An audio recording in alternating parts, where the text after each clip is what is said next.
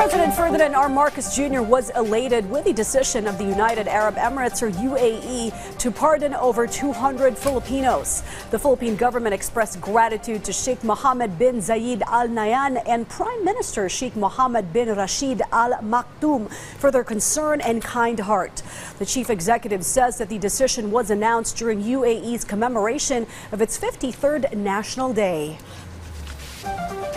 Mga minamahal kong kababayan, ikinagagalak kong ipabatid na sa okasyon ng ika-53 National Day ng United Arab Emirates, 220 Pilipino ang pinagkalooban ng pardon ni kanyang kamahalan Sheikh Mohammed bin Zayed Al Nahyan. Ang desisyong ito, nakaragdagan sa 143 Pilipino na nabigyan ng pardon noong Eid al-Adha, ay patunay na matibay ang ugnayan ng ating mga bansa.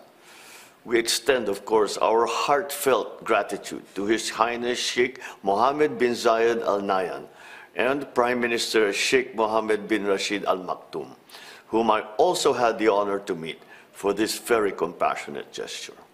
Patuloy na pinoproseso ang mga dokumento ng ating mga kababayan para sa kanilang agarang pagbabalik. Sa kanilang pag-uwi, naway maging ligtas ang kanilang paglalakbay pauwi sa kanilang mahal na lupang tinubuan.